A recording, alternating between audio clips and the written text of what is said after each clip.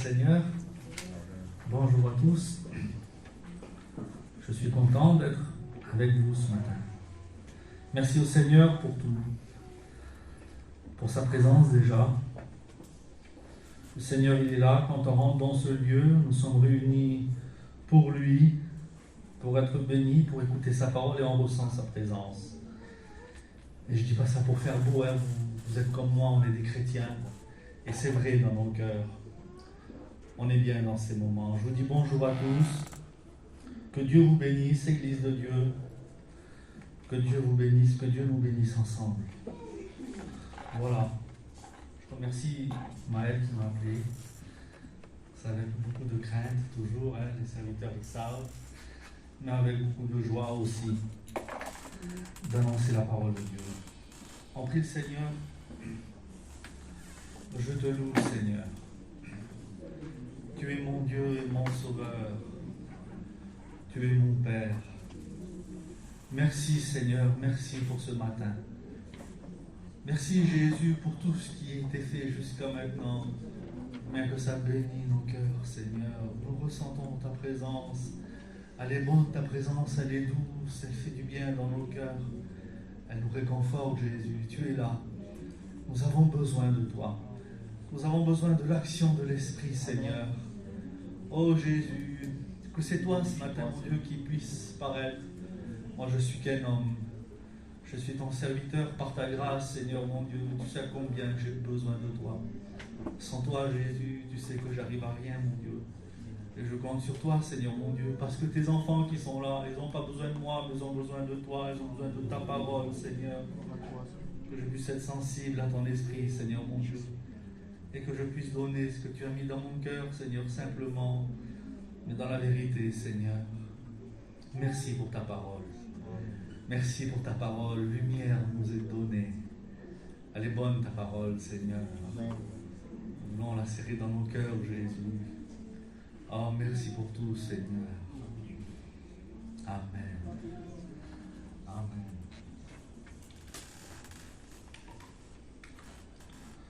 Voilà, gloire à Dieu. Alors ce matin, je voudrais vous parler de Jésus, bien sûr. L'évangile de Jean au chapitre 10. En vérité, je vous le dis, celui qui n'entre pas par la porte de la bergerie, mais qui y monte par ailleurs, est un voleur et un brigand. Mais celui qui entre par la porte est le berger des brebis. Le portier lui ouvre et les brebis entendent sa voix. Il les appelle par leur nom, les brebis qui lui appartiennent, et il les conduit dehors. Lorsqu'il a fait sortir toutes ses propres brebis, il marche devant elles, et les brebis le suivent, parce qu'elles connaissent sa voix.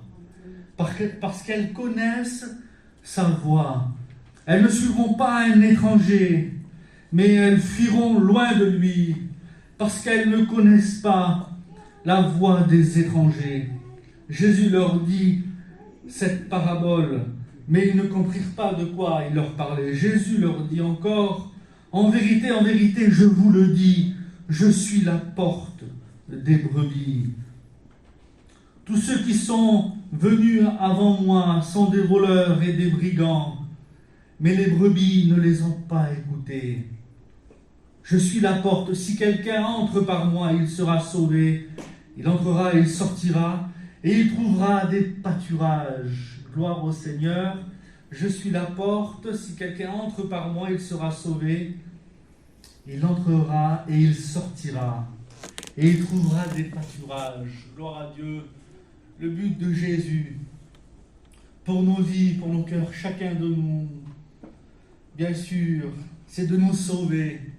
Entrer par lui et sortir, c'est comme si que, quand on rencontre Jésus, on l'accepte dans nos cœurs et dans nos vies, on rentre par lui et on découvre, bien sûr, Jésus, on découvre sa présence, et tout ce qu'il a pour nous, toutes ses grâces, toutes ses joies, sa paix, le bonheur dans nos cœurs de lui appartenir, la joie de notre salut. Il entre et il sort, et il trouve des pâturages. Oh, merci Seigneur. Et nous savons que où ce que nous serons véritablement dans la joie et dans la paix, consolés, c'est auprès de lui, dans la gloire. Lorsqu'il va venir nous chercher, nous le croyons dur comme fer, c'est comme ça, c'est dans nos cœurs. Jésus revient, il revient le Seigneur. Et merci pour sa grâce, et merci pour ses promesses, qu'elles sont vraies dans nos cœurs. Déjà, quand on entre par lui, qu'on l'accepte dans nos cœurs, je l'ai dit, je le redis, on découvre Jésus, on découvre tout ce qu'il a pour nous. On n'a pas de mots pour le décrire, mais c'est vrai, c'est dans nos cœurs. Mais ça ne s'arrête pas là.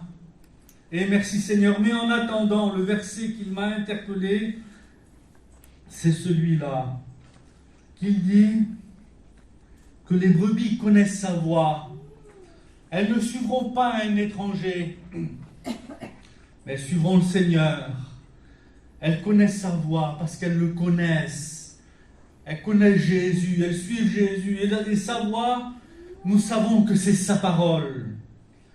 J'ai bien aimé ce matin tout ce qui a été fait, tout ce qui est dit, même les prières des frères, tout ce que les frères lui disent à travers les chants. On voit que le but de nos vies, c'est la parole de Dieu. C'est elle qui domine. C'est elle qui nous conduit. Et ce matin, je voudrais parler avec mes faibles capacités, mais par la grâce de Dieu, de la parole de Dieu. La parole qui est Jésus, selon ce que le Seigneur a bien voulu me faire comprendre. Oh, je ne veux pas vous apporter quelque chose de plus et de mieux que les frères, non. Juste encore un rappel de la parole de Dieu. Et merci Seigneur. C'est l'apôtre qui nous dit ça. Et il dit, je ne me lasserai jamais de vous répéter les mêmes choses. Je ne me lasserai jamais. Pourquoi? Eh bien parce que pour vous c'est salutaire. Alors on pourrait dire, mais on le sait ça, on l'a déjà écouté. Mais quelle importance? C'est salutaire. Nous sommes sauvés par la grâce et en espérance, nous le savons. Mais nous serons véritablement sortis d'affaire, on va dire, que lorsque Jésus reviendra et qu'on partira avec lui à sa rencontre, qu'on partira dans la gloire, dans sa présence, pour l'éternité. Donc c'est salutaire pour nous, la parole de Dieu. Les rappels de la parole, c'est salutaire pour nous. Et combien que nous ne voulons pas, et nous ne devons pas surtout nous écarter du chemin de la parole de Dieu, nous éloigner du chemin de la parole de Dieu, parce qu'elle est salutaire pour nous. Amen. Faisons attention aux dérives. Vous êtes comme moi, on en entend et on en voit plus que jamais. Et combien que ça met de la tristesse dans nos cœurs. Combien que ça nous blesse dans nos cœurs. Et ça met même une certaine colère, même si je pourrais dire, quand on voit et on entend des choses qui sont contraires à la parole de Dieu. Mais merci Seigneur. Parce que c'est la Bible qui nous apprend ça. Il dit que l'amour, elle se réjouit de la justice. Alors quand on se met en colère, il semblerait que des fois on serait méchant, mais non. C'est pas une colère bizarre. Et puis on n'est pas méchant, vous comprenez le sens, hein? On ne se met pas en colère pour dire des méchancetés, non. Mais c'est par rapport à la parole de Dieu. On connaît la vérité de la parole de Dieu dans nos cœurs, ce que Dieu a bien voulu nous faire connaître, bien sûr. Et quand on voit des choses qui sont contraires à la parole de Dieu, à ce qu'il est écrit, c'est parce qu'on aime la parole de Dieu, parce qu'on aime Jésus. Alors oui, l'amour, elle se réjouit de la justice, de la parole de Dieu, parce qu'on aime notre Sauveur, parce qu'on veut lui plaire, tout simplement. Alors faisons attention, c'est l'auteur aux Hébreux qui nous dit ça, que nous devons faire attention, que nous devons garder la parole de Dieu telle qu'elle nous a été dite, de peur d'être emportés loin d'elle. Faisons attention, gardons la parole de Dieu dans nos cœurs telle qu'elle nous est dite, gardons Jésus dans nos cœurs. C'est lui la parole de Dieu, la parole de Dieu faite chair. Elle est venue habiter parmi nous, pleine de grâce, il nous dit, et dans toute la vérité. C'est l'évangile de Jean qui nous apprend ça. Alors, gardons Jésus dans nos cœurs précieusement. Attachons-nous à Jésus dans nos cœurs précieusement. Merci Seigneur. Il y a un psaume dans la parole de Dieu, et vous le connaissez, le psaume de la parole. Je lisais encore ce psaume, je le lisais, je regardais. ce que j'avais déjà écrit, ce que j'avais déjà noté sur ma Bible, et combien que ça me faisait du bien dans mon cœur encore. Et on va le voir ensemble. Regardez le psaume 119. Le psaume de la parole.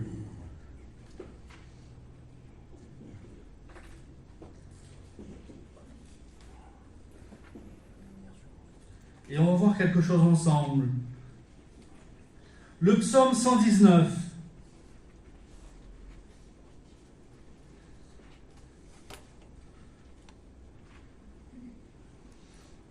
Heureux ceux qui sont intègres dans leur voie. Heureux ceux qui sont intègres dans leur voie. Ça ne vous rappelle pas quelque chose, ça? Lorsque Jésus est sur le mont des béatitudes, heureux, heureux, heureux, il dit le Seigneur à plusieurs reprises, heureux. Et à un moment donné, le Seigneur, il dit ça. Il dit, heureux les pauvres en esprit, car le royaume des cieux est à eux. Heureux les pauvres en esprit, ceux qui ne compliquent pas la parole du Seigneur à leur profit, au profit de leur vie ici-bas, au profit de leur vie, de leur passion, de leurs désirs qu'ils ont ici-bas. Il dit heureux les pauvres en esprit, heureux ceux qui ne compliquent pas la parole de Dieu, mais qui l'apprennent telle que Jésus nous la donne, dans toute la vérité et l'amour qu'elle est, telle qu'il la sert dans leur cœur, pour plaire à leur Dieu. Il dit heureux ces gens-là, ces hommes et ces femmes-là, heureux les pauvres en esprit, car le royaume des cieux est à eux. Et là, il dit heureux ceux qui sont intègres dans leur voie, qui marchent selon la voie de l'Éternel. Heureux ceux qui gardent ses préceptes, qui le cherchent de tout leur cœur, et qui ne commettent point d'iniquité, et qui marchent dans ses voies. Tu as prescrit tes ordonnances pour qu'on les observe avec soin. Voilà ce qu'il nous dit le Seigneur.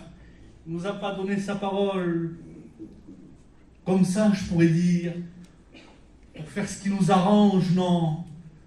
Il nous l'a donné pour qu'on l'observe avec soin, parce qu'elle est la vie pour nous, parce que c'est la vie pour nous, le chemin de la parole de Dieu. Et regardez encore au verset 8, « Je veux garder tes statuts, ne m'abandonne pas entièrement. » Et puis dans le psaume 119, j'ai trouvé quelque chose, j'ai regardé, et j'ai trouvé quelque chose. À 13 reprises, pendant 13 fois, jusqu'au 176 verset du psaume 119, il nous dit « Gardez la parole, gardez la parole, gardez la parole. » À 13 reprises dans le psaume 119, gardez la parole, gardez la parole. Et vous pourrez le lire, le psaume 119, chapitre 119, et au verset, je l'ai dit maintenant là, au verset 2, au verset 5, au verset 8, au verset 34, au verset 44, au verset 55, au verset 57, au verset 69, au verset 101, au verset 134, au verset 145, au verset 168, 13 fois, j'en ai oublié un, pendant 13 reprises, il nous dit, il nous le répète, gardez la parole, suivez la parole, gardez la parole de Dieu. Il met l'accent sur garder la parole de Dieu. Et il insiste, l'homme de Dieu, vous croyez que c'est pour faire beau? Oh non. C'est parce que c'est important. C'est de la plus haute importance. On l'a dit au début, c'est parce que c'est salutaire. C'est parce que c'est salutaire, tout simplement. Je ne me lasserai jamais de vous répéter les mêmes choses. Mais quoi, qu'est-ce qu'il répétait l'apôtre en son temps? Et qu'est-ce que vous, serviteurs, ils vous le disent et vous répètent? Eh bien, c'est de garder la parole, c'est de s'attacher à Jésus, c'est de le suivre tout simplement, parce que c'est salutaire. Gardez la parole de Dieu pendant 13 reprises.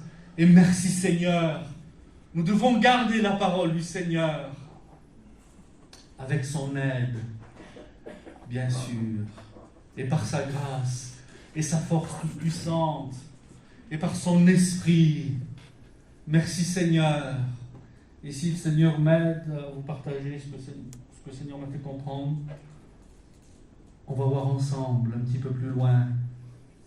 Et là, j'ai marqué quelque chose sur mon petit papier. Alors là, on a vu ensemble l'importance de garder la parole à 13 reprises. Le psaume 119 nous le répète et nous le dit et nous le dit encore. Mais il y a quelque chose encore que j'ai lu dans le psaume 119. La clé, je pourrais dire, le moyen, la clé. Mes mots, vous comprenez bien. La clé pour garder la parole de Dieu, c'est l'amour. L'amour que nous avons pour notre Sauveur. Parce que sans amour, nous ne pourrons pas. Parce que sans amour, c'est une contrainte. C'est quelque chose qui nous est imposé. C'est quelque chose qu'on ne pourra pas sans amour. Et nous savons que son amour, elle est déversée dans nos cœurs. Vous connaissez les textes, elle est versée. Lorsque nous avons rencontré Jésus, lorsque le miracle de la grâce s'est fait dans nos vies, son amour a été répandu dans nos cœurs. Il a mis son amour dans nos cœurs, non pas la nôtre. Parce que la nôtre, elle n'est pas bonne. L'amour de l'homme, l'amour humain, elle n'est pas bonne. C'est un amour partial. C'est un amour humain, c'est un amour des liens du sang, c'est un amour de la chair, c'est un amour même de la terre, elle n'est pas bonne. C'est un amour qui prend que ce qui l'arrange. Elle veut bien suivre les bonnes choses, mais dès qu'il y a des affaires qui l'arrangent, hop. Est-ce que vous comprenez ça? C'est pas un bon amour ça, et puis on va le voir ensemble, si Dieu me le permet. Non, l'amour du Seigneur, la véritable amour, elle est déversée dans nos cœurs, par son esprit. Lorsque nous l'avons rencontré, lorsque nous sommes passés par la croix, par la foi, la repentance et la conversion, lorsque nous sommes nés de nouveau en Jésus-Christ, son amour dans nos cœurs, elle nous a été donnée par son esprit. Je pensais à ça. Dieu nous a donné son Fils. Dieu nous a donné son Fils par amour pour nous. Jésus s'est offert par amour pour nous. Et Jésus nous a envoyé son esprit par amour pour nous encore. Pour nous conduire, pour nous faire comprendre toutes ces choses, pour nous donner les forces et les moyens, les capacités justement de pouvoir faire la volonté de Dieu. Tout simplement. Quelle union, quelle unité, les trois personnes divines. Et merci Seigneur. Donc oui, c'est par amour que ces choses se font. Son amour, elle était déversée dans nos cœurs et gloire à Dieu. Par son esprit. Mais nous devons toujours alimenter cet amour dans nos cœurs. Nous devons toujours l'alimenter, alimenter ce feu de l'esprit. Par notre vie en Jésus tout simplement. Par sa parole, la chérir dans nos cœurs. Nous devons l'alimenter en suivant Jésus tout simplement. Et ça se fait, l'Esprit de Dieu agit dans nos vies. Et ça, c'est pas notre domaine, c'est son domaine à lui. Gloire à Dieu, c'est lui qui le fait en nous. Parce qu'il voit son amour dans nos cœurs, parce qu'on aime son amour, parce qu'on veut lui plaire. Donc oui, la clé de ces choses, de garder la parole, c'est l'amour, son amour dans nos cœurs. Et regardez encore. Et là, le verset, dans le psaume 119, à 17 reprises, 17 fois, il est marqué l'amour pour sa parole. Il est marqué à des formes différentes, mais ça veut dire la même chose. Regardez ce qu'il dit. Je fais mes délices de tes statuts. Verset 24. Tes préceptes font mes délices. Ce sont mes conseillers. Au verset 35. Conduis-moi dans le sentier de tes commandements, car je l'aime. Au verset 47, je fais mes délices de tes commandements, car je l'aime encore. Verset 48, je lève mes mains vers tes commandements que j'aime. Verset 70, je fais mes délices de ta loi. Au verset 77, que tes compassions viennent sur moi pour que je vive, car ta loi fait mes délices. Et il y en a encore à 17 reprises. Si vous lisez le psaume 119 et que vous faites attention, vous trouverez à 17 reprises, même ça se trouve plus, combien que c'est important d'aimer la parole de Dieu. Et c'est ce qui nous donne à la garder. Notre amour pour la parole de Dieu. faire ses délices de la parole de Dieu, aimer la parole de Dieu, garder la parole de Dieu, la fidélité dans la parole de Dieu. Merci Seigneur, merci à Jésus. Au verset 161, ça va vous rappeler quelque chose, ça. Des princes me persécutent sans cause, mais mon cœur ne tremble qu'à ta parole. Qu'est-ce qui fait trembler nos cœurs? Est-ce que vraiment c'est l'amour de la parole de Dieu? Est-ce que vraiment c'est l'amour pour notre Dieu? Je me pose la question encore ce matin, moi. Qu'est-ce qui fait trembler mon cœur? Je me réjouis de ta parole, comme celui qui trouve un grand butin. Mon cœur ne tremble qu'à ta parole. Et puis ça m'a fait rappeler à une histoire dans la parole de Dieu. 3 jeunes gens, leur cœur ne tremblait qu'à la parole de Dieu. Et vous connaissez, même 4, c'est Daniel et ses 3 compagnons. Lorsqu'il y a la déportation là-bas à Jérusalem, que le roi Nebuchadnezzar il vient, il fait la déportation, enfin bref. Et puis là, qui sont dans un pays étranger, à Babylone. Et puis là, un décret est fait. Et là, les 3 compagnons de Daniel, ils devaient se prosterner. Ils devaient louer le roi qui était là, au son des instruments.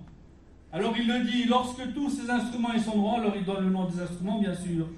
Au son de tel instrument, au son de tel instrument, au son de tel instrument, vous devriez vous prosterner et adorer.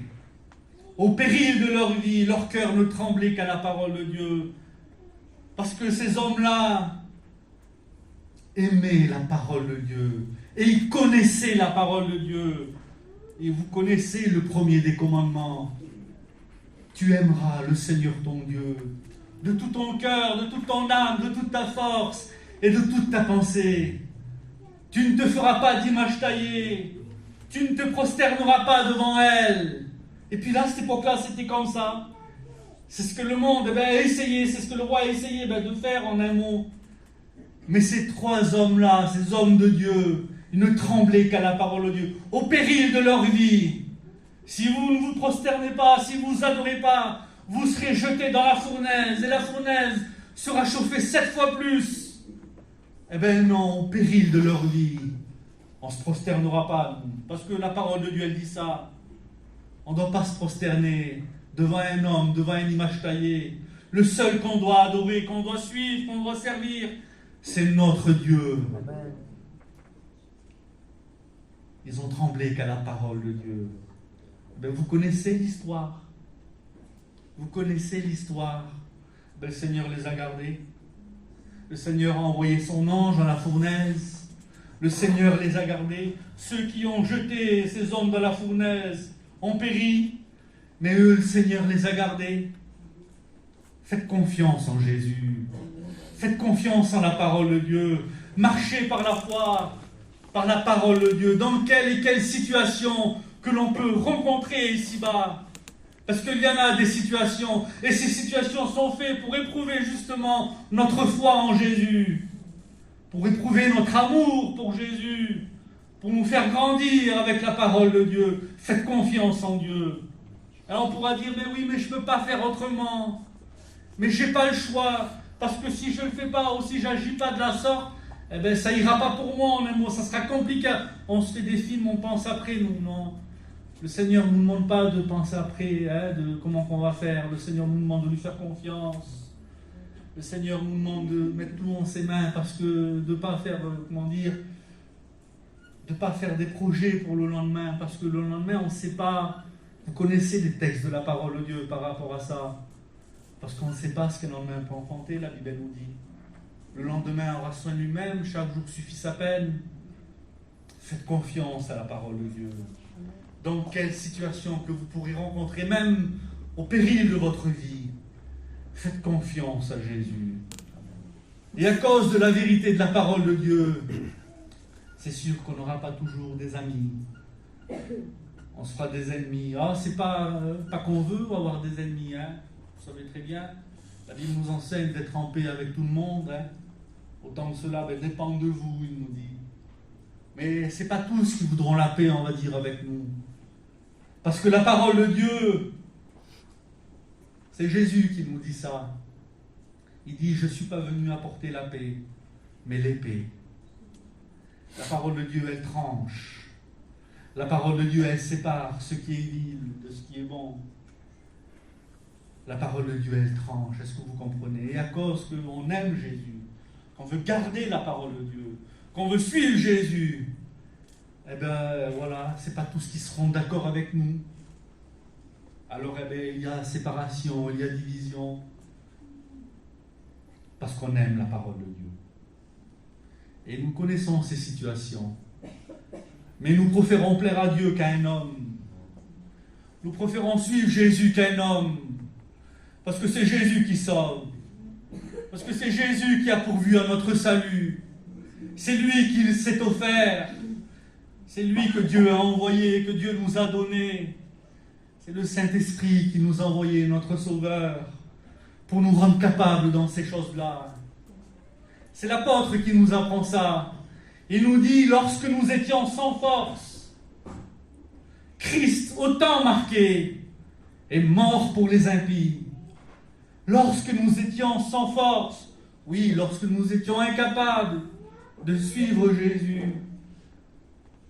lorsque nous étions sans force face au péché qui dominait sur nous, lorsque nous étions sans force de dire non au péché, de dire non à l'adversité, eh bien, Christ, autant marqué, est mort pour les impies. Mais lorsque nous sommes venus à lui, nous avons été remplis de son amour et de son esprit. Et son esprit nous donne les capacités maintenant. Son esprit nous rend capables, justement, et d'affronter quelle ou quelle situation. Le Saint-Esprit vous conduira, vous remplira. Et on le voit avec Jésus. Je l'ai marqué en quelques mots sur mon petit papier. On le voit avec Jésus. Là, ici, regardez ce qu'il dit. Matthieu, l'évangile de Matthieu, chapitre 4. Jésus, amené par l'Esprit dans le désert. C'est l'Esprit qui conduisit Jésus, là. Et là, on le voit. L'évangile de Marc, chapitre 1, verset 12. L'Esprit poussa Jésus dans le désert.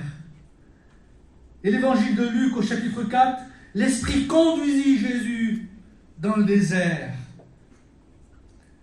Jésus a été revêtu, rempli de la puissance du Saint-Esprit pour exercer son ministère, pour faire la volonté de son Père, pour nous faire connaître son Père.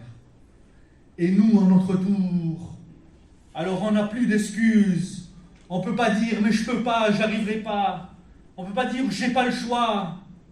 Lequel on aime le plus, lequel on chérit plus dans nos cœurs et dans nos vies, c'est celui qui aura la victoire. Est-ce que vous comprenez? Si on n'aime plus Jésus, si on n'aime plus la parole, l'Esprit de Dieu dans nos vies, ben c'est eux qui auront la victoire dans nos vies. Et on dirigera nos vies d'après ce qui est écrit. Donc, l'Esprit de Dieu nous donne les moyens et les capacités de pouvoir affronter et de faire face à n'importe quelle situation qui se dresse devant nous, qui ne sont pas dans la volonté de Dieu. Alors, soyons sensibles à l'Esprit de Dieu. Faites confiance à la parole de Dieu. Faites confiance à Jésus. Aimez Jésus, aimons Jésus de tout notre cœur. Cherchons-le, attachons-nous à lui. C'est l'apôtre qui nous dit ça. Il dit, revêtez-vous de l'amour qui est le lien de la perfection. Et nous savons c'est qui l'amour, c'est Jésus notre Sauveur. Revêtons-nous de Jésus-Christ. Revêtons-nous de toutes les armes. C'est l'apôtre qui nous dit ça dans ses épîtres. De chercher Jésus, de l'aimer premièrement dans nos cœurs, de trembler qu'à sa parole, de prendre plaisir qu'en lui. Et toutes ces choses, l'action du Saint-Esprit agira dans nos cœurs. Est-ce que vous comprenez? Le Saint-Esprit nous donnera les capacités, les moyens, nous donnera la force de pouvoir faire sa volonté. Et merci Seigneur. Merci à Jésus. Il y a deux hommes dans la parole de Dieu, on va voir vite fait. Il y a deux hommes dans la parole de Dieu, c'est l'apôtre Jean et l'apôtre Pierre. Vous connaissez l'apôtre Pierre, un homme plein de courage pour faire la volonté de Dieu. Et là, le Seigneur, il parle de la croix, il dit qu'il faut qu'il aille à la croix. Et là, l'apôtre Pierre, il dit, si eux ne te suivront pas, moi je te suivrai, Seigneur. Et là, le Seigneur, il lui dit, avant que le coq ne chante 3 fois, tu m'auras renié. Alors au début, il était plein de courage, il était plein de zèle, mais après, devant la situation, on voit qu'il n'a plus les moyens. Le Seigneur est arrêté. Alors on voit là qu'il y a deux hommes qui suivent Jésus. C'est l'apôtre Jean et l'apôtre Pierre. C'est l'évangile de Jean qui nous apprend ça. Ils suivent Jésus. Et puis l'apôtre Jean, lui, il rentre dans la cour. Et l'apôtre Pierre, lui, il reste là, un peu de réserve. Et puis après, l'apôtre Pierre, il rentre, bien sûr. Et puis là, on voit que l'apôtre Pierre, que la parole de Dieu s'accomplit. L'apôtre Pierre, il renie son sauveur. Pourtant, au début, il était plein de courage. Mais devant la situation, il ne va pas jusqu'au bout. Il ne va pas jusqu'au bout. Et puis là, le coq chante. Et quand le coq chante, comment qu'il se rappelle de la parole de Dieu? Comment qu'il se rappelle des mots de Jésus? Et combien que sa conscience, à ce moment-là, elle a dû lui faire mal. Elle a dû lui dire, regarde, tu vois. Mais on voit que l'apôtre Jean, lui, la Bible elle nous dit que c'était le disciple que Jésus aimait. Il était toujours auprès de son Sauveur. Il se couchait là, sur sa poitrine. La Bible elle nous dit. Et puis là, quand Jésus parle de la croix, il est là avec ses disciples. L'apôtre Pierre qui est un peu plus loin, il dit, qu'est-ce qu'il a dit le Seigneur? Il dit ça à l'apôtre Jean parce que lui se tenait auprès de Jésus. Tenons-nous auprès du Seigneur. Si nous voulons que ça soit plus facile, si nous voulons être sensibles à sa voix, si nous voulons être sensibles à son esprit, tenons-nous auprès de Jésus. Tenons-nous à ses pieds. Cherchons-le. Aimons-le de tout notre cœur. Aimons-le plus que nous-mêmes, plus que notre propre vie. C'est l'enseignement de Jésus. Plus que nous-mêmes, plus que notre propre vie, plus que notre femme, plus que nos enfants, plus que nos parents. Aimons le Seigneur premièrement. L'amour de la chair, on l'a vu tout à l'heure, c'est l'amour filial, je ne vous apprends rien, pas de mot spécial, vous connaissez ça. L'amour de la chair, c'est l'amour filial. Oui, à cause de l'amour de la chair, des liens du sang, des fois nous sommes prêts à faire des concessions, si je pourrais dire, de ne pas aller jusqu'au bout de la parole de Dieu, ce qu'elle nous enseigne et ce qu'il nous dit Jésus, à cause des liens du sang, de l'amour de la chair, de l'amour des parents, de l'amour des frères, des sœurs, de l'amour des enfants, de l'amour pour notre femme.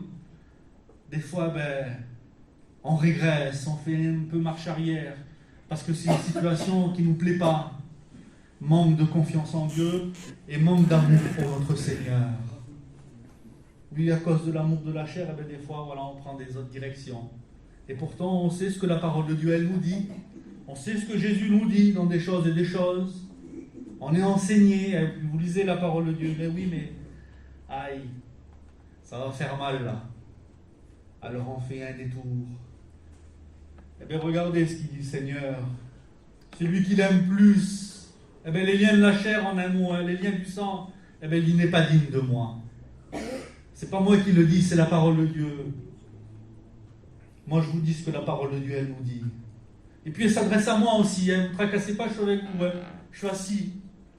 Jordan, si tu aimes plus les liens de la chair, les liens du sang, les liens de ta famille, les liens de tes enfants, de ta femme, si à cause d'eux, t'es prêt à pas m'écouter jusqu'au bout dans ce que je te dis, t'es pas digne de moi, tu n'es pas propre au royaume de Dieu. C'est la parole de Dieu qui le dit, c'est pas moi. Et puis là, Pierre, c'était comme ça à ce moment-là. Manque de courage, peur pour sa vie.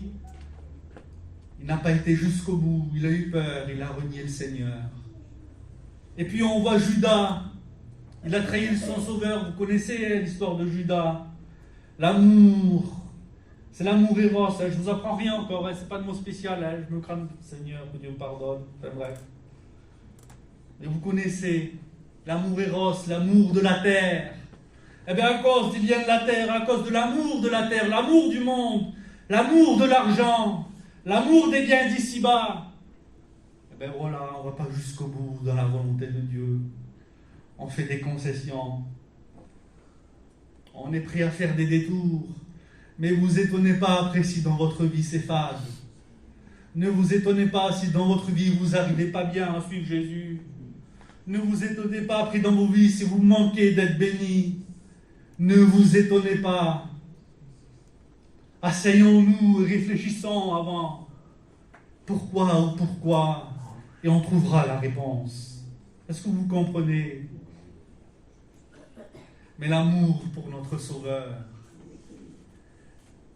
elle nous emmène jusqu'au bout. Elle nous fait renoncer à nous-mêmes. Elle nous fait voir qu'à lui et qu'en lui.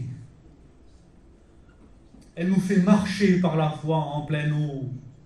Elle nous fait marcher même sur l'eau. Le peuple d'Israël traverse l'eau, lui, sous la direction de Dieu par Moïse, bien sûr. Mais l'Église a le pouvoir de marcher sur l'eau. Par la puissance de l'Esprit dans nos cœurs, par l'action de l'Esprit dans nos cœurs. L'Église a le pouvoir de marcher sur l'eau du monde, sur les tempêtes du monde. Nous avons le pouvoir par Jésus, par son Esprit. C'est la parole de Dieu qui le dit. Alors faisons confiance à Jésus. Faisons confiance à la parole de Dieu. Aimons-le de tout notre cœur et plus que nous, plus que nous-mêmes, plus que tout. Et ça sera plus facile dans nos vies. Quand on aime, c'est pas dur. Quand on aime, c'est pas difficile. Quand on aime, c'est agréable. Quand on aime, c'est bon. Est-ce que vous comprenez que Dieu nous aide? N'ayons pas peur ce matin, moi le premier, de demander pardon à notre Sauveur et de lui demander sa grâce dans nos vies, qui vienne par son esprit, par son amour puissant, remplir nos cœurs. Et puis prenons des bonnes décisions, faisons les bons choix pour suivre notre Sauveur.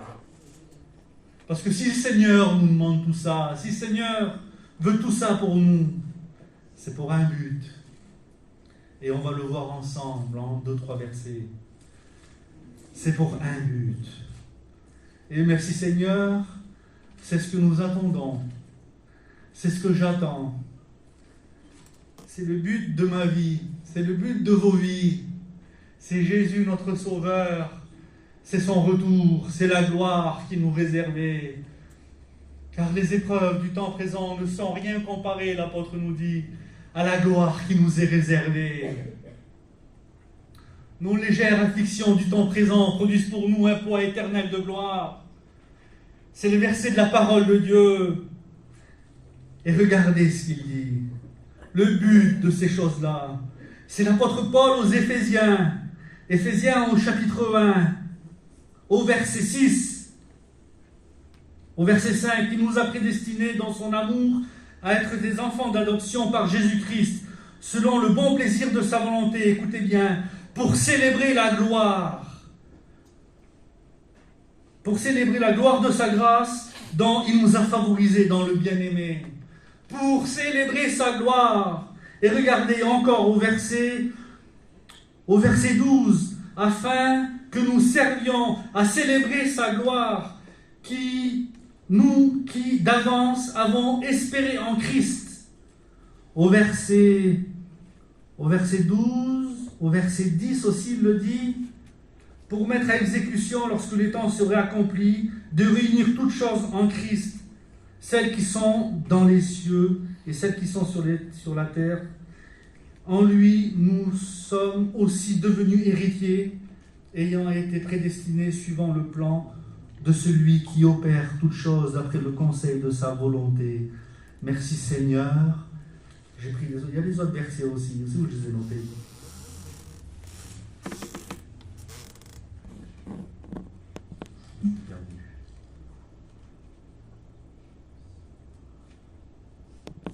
Au verset 14, voilà. Lesquels est un gage?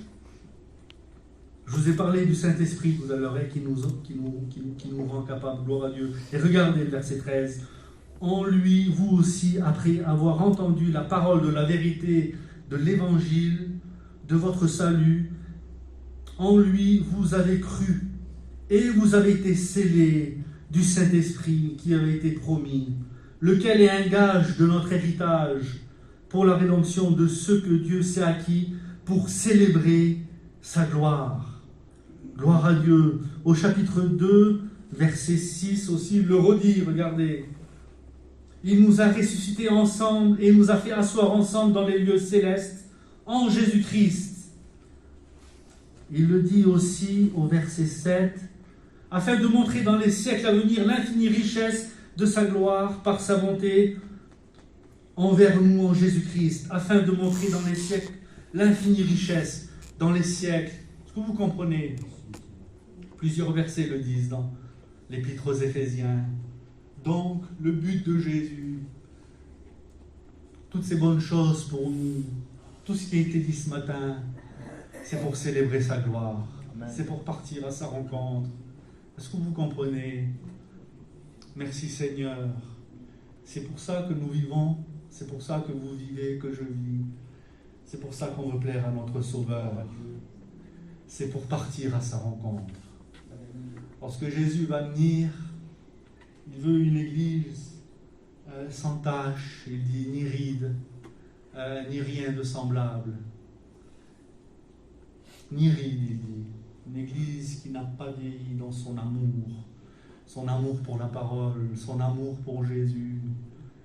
Non, mais cette église pour lui. Gloire au Seigneur. On prie le Seigneur. On prie Jésus-Christ. On dit merci au Seigneur pour sa parole. Sois loué, Seigneur. Oh,